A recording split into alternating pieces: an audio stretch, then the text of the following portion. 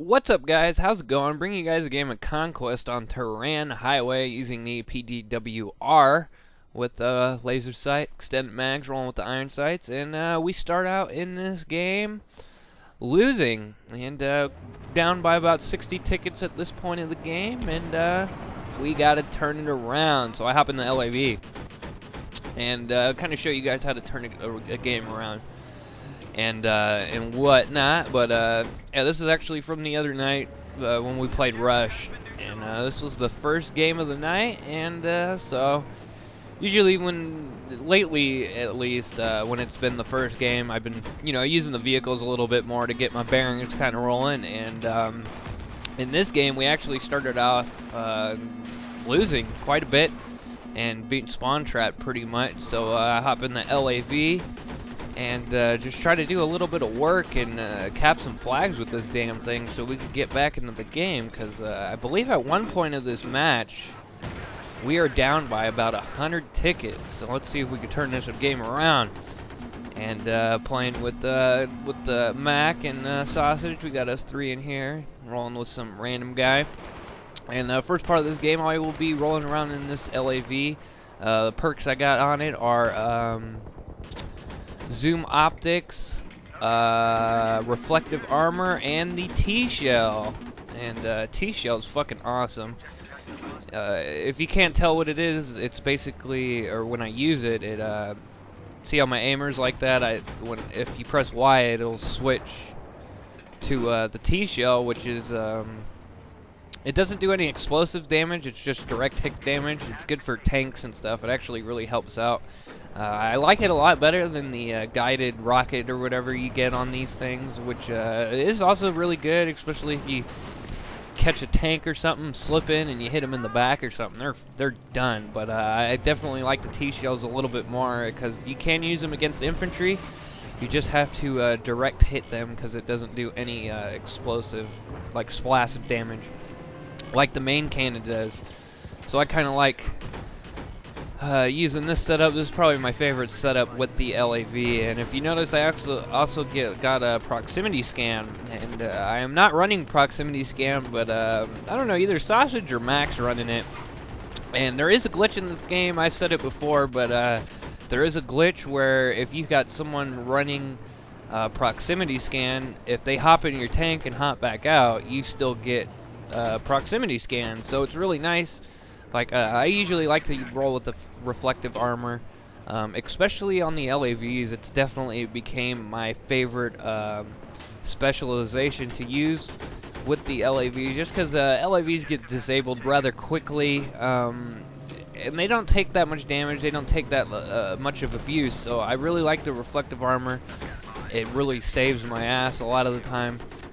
And one of you guys actually told me exactly how reflective armor works, so thanks a lot. And basically what it is you get to take one free rocket or C4 on any side of your tank. Now notice when I'm in the first person view, if you look at by my name on the right, if you see where the little tank icon is, where it shows the gunner, if you see those little lines that come off of it, those are where my reflective armor's at. And one got taken out in the back, so I do not have it on the back anymore. But I just learned, Buddy Sausage told us that I didn't even know, and he thought we told him, but you can actually repair your reflective armor and get it back. I thought that it once it's gone, it's gone, and I still really liked it because it's really useful. It basically allows you to take a free rocket, and you can actually repair it, which makes it even more usable than I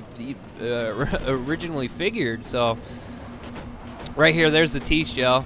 It shoots a little bit slower and whatnot, but it does a lot of damage when you direct hit enemy vehicles. So basically right here, I'm just driving back and forth, just trying to get rid of this tank. He started to locking onto us with a guided shell, so I go and dip around this corner. And then, I get hit with like a tow missile, and definitely was not expecting that.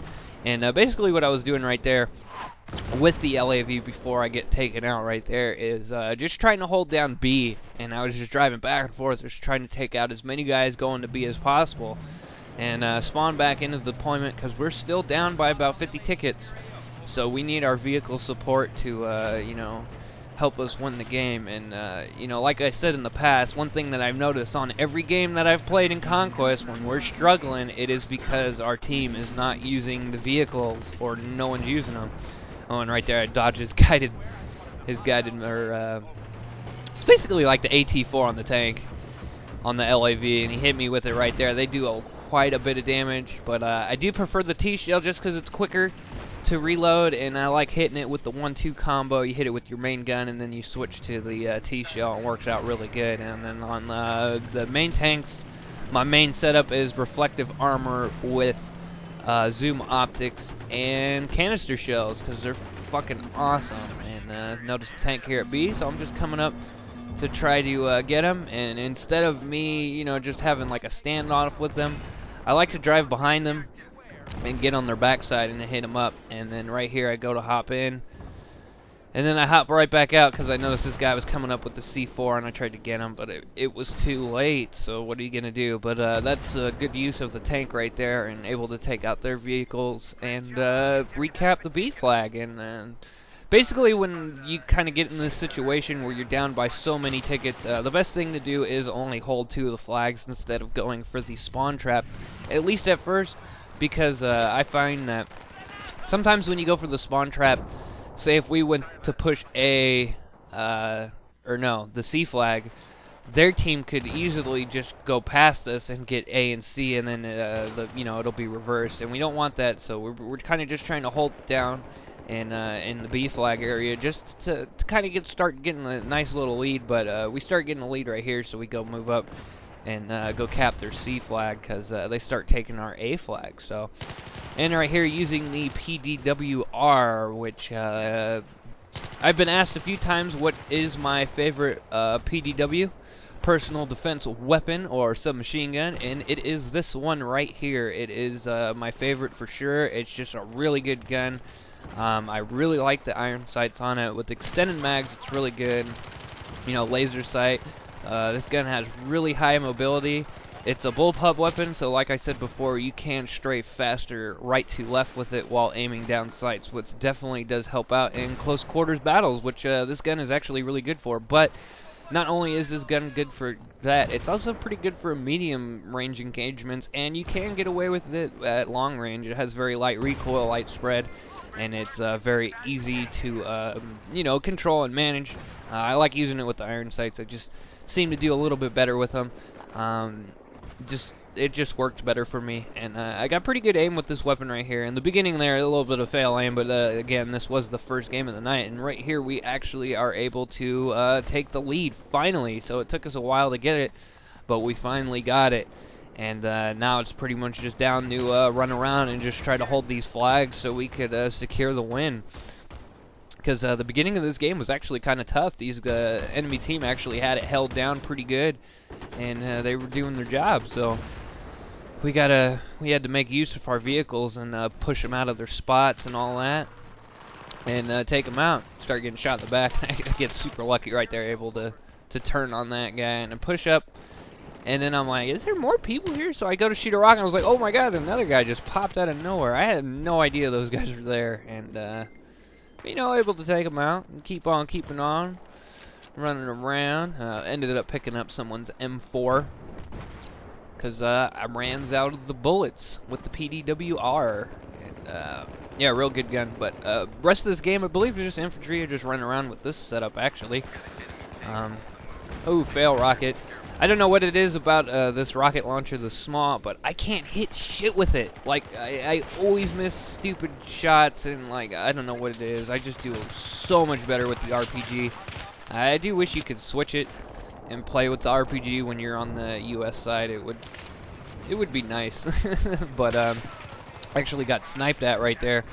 And then he got me again. This guy had a pretty good shot on him because he was just picking me off like it was nothing. I had no idea where he was either. But I'll get him. I'll get you, sniper. A little camping sniper. And pretty much it's the deal with snipers. I just run around like an idiot. And they usually just can't hit you. And see right here, he's just way out of my range. So don't want to engage him at that range. He'll just win. So what do? I go and try to get a little bit of a better position. and switch up my position as well so he doesn't know exactly where I'm at. So I could shoot a couple bullets at him before he notices where I'm at. But see this guy over here, so I start shooting at him. I believe someone else gets him. Try to shoot a rocket at him and don't hit him. But yeah, we actually ended up turning that game around right there, and all because of the vehicle. So again, if you guys find yourself struggling in a game of Conquest, check your deployment. You might have some vehicles, and most likely you probably do. If you don't, it probably just means that your teammates are just retarded with vehicles, which does happen. I see it happen all the time. People don't know how to properly use them.